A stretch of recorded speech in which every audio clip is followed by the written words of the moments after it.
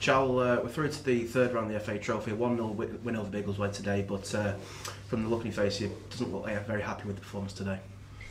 No, listen, I'm not happy by a long stretch, but I'm not going to take anything away from, like I say, from Biggleswade. I said before in the previous round that today was about them, and them coming here and, like I say, doing themselves proud, doing the manager, the supporters, their club proud, and they did that.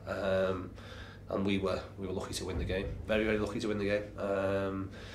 And again, without taking anything away from them, that's more to do with, or as much to do with us, sorry, as it is to do with them. Which again is the reason why I'm disappointed. A few Biggleswade fans and players were saying that this is the biggest game in their history today, and the first half and much in the second half as well, it reminded me of games we played in cup competitions before when we've played teams much higher up. Was that exactly what you were expecting from them today? Of course you expect that. Like I say, I wouldn't expect anything different. We've spoken about this before when we've gone into the previous round, and I suppose equated it to when we went and played against Wigan. Ultimately, it's about staying in the game, and the longer you can stay in the game, the more you grow into it, the more confidence you get. You're hopeful when you come or you go to places where you're playing against a higher division team. For an upset to happen, you've got to be at your top of your game, and the team you're playing against have to be off and give you the encouragement. And that was certainly the case, and that's why, like I said, we're lucky to win the game. We shouldn't have won the game because we did so many things wrong. And I can take that technically we might not be great sometimes, but you've got to do the basics well, and we didn't do that. We didn't compete. We'd spoken about everything that we talked about before the game and how we started wasn't carried out. And again, I've asked the question as to why. You potentially have to ask the question to the players. Why? Because we'd said about playing forward, we'd said about getting the ball into Rowie, Nick, Arthur and Toogs, and for the first half, too many out there. Look like they didn't want to be out there. Look petrified in possession of the ball, made poor decisions and made it difficult for themselves. And when we'd spoken about it at half time, saying that could be the last game they play for us. That might be the last game in their career. I want to go and see a performance that shows that. I didn't see it. It didn't improve much at all in the second half. And I'm really frustrated because I don't like having a pop at them, but we're miles better than that. We haven't proved today. And if they're the levels we're going to get to, we are going to get hammered in the next 2 league games. The decisive goal coming from Nick Horton just before the break, it was an absolutely great goal to get his first goal for the club. He must be fairly happy that he managed to get that goal. Had been coming for quite a while, and his performance in general seemed to be one of the few shining lights from today's performance. I suppose it depends what you're looking for. He's got his goal, great. He's been, like I say, threatening for a while, but he needs to give us more. He needs to, when games are tight, he needs to look after the ball for us. Again, we sat here now. We've got possession of the ball, last minute of the game. Ball given away, one kick through the middle. We're relying on our linesman's flag to say, or stop them going through 1v1 with our goalkeeper. Now, whether he's offside or not, I'm not too sure. It looked close to me. I might be completely wrong. It might be miles offside, but you've got to give us, and players up the top end of the pitch, you've got to give us things out of possession. We spoke about this at Bromley at half time last week about what are you bringing to the party? What are you bringing to this team that maybe other people aren't? And what do you provide when we're on top in games? What do you provide when we're in possession of the ball? But on the flip side of it, what are you doing when we're out of possession? What are you giving us when it is not a nice game and it doesn't really settle down? What are you giving us? You've got to, again, you have to give us. We have to be given more. So delighted for him to get his first goal.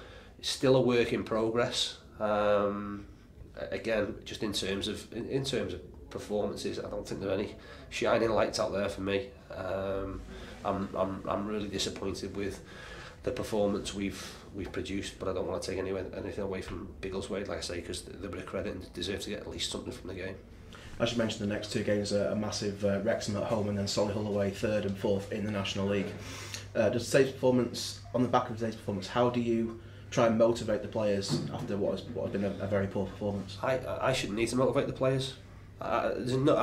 We're again before today's games. They're 4 games away from Wembley now. With all the will in the world, apart from one player in there, none of them have played at Wembley.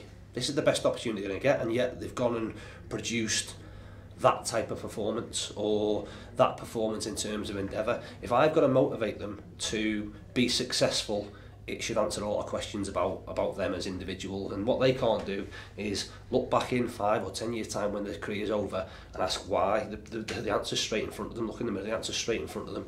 They're responsible for that. So the bigger picture for us is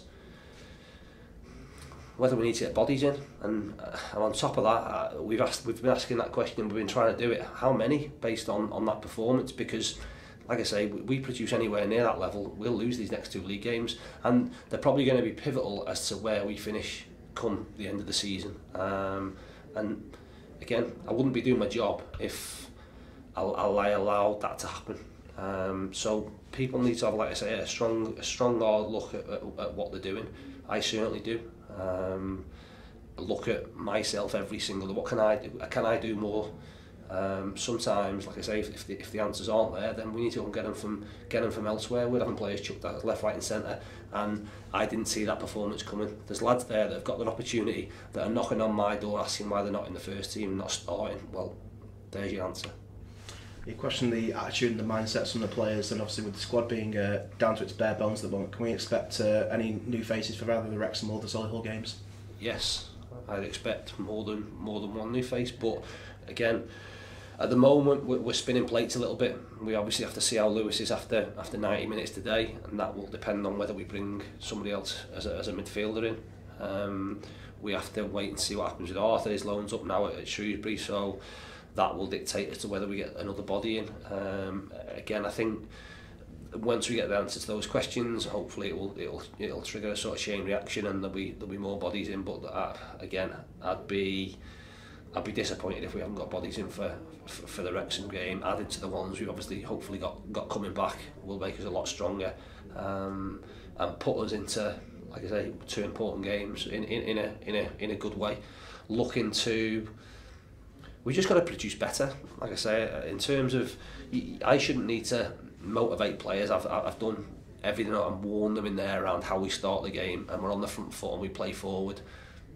Didn't happen, and I've got to, like I say, ask why. I've asked that question why. I'll re-ask it again when we're back in, but we've got plenty of work to do, because we're in a good position, 7 points off top. I'd absolutely have taken it, but we've got a big opportunity, and this is an opportunity I'm willing to let us pass by people just being happy with here and not so much going through the motions, but when they get an opportunity to play, you've got to play every game like it's your last. And I don't think there's any players in that dressing room will be happy if that was ever their last game based on the performances they gave. Last week's defeat at Bromley added 2 more to the injury list and the squad so far. Can you tell us exactly where some of the players are in terms of their recovery from injuries? Crosby we're hoping to have back for next weekend, so he's progressed quite nicely, so we're hopeful that one will come about. James Hardy again has progressed quite nicely. Hopefully next week he'll step up his recovery. Maybe next week may come too soon for him, but we'll see.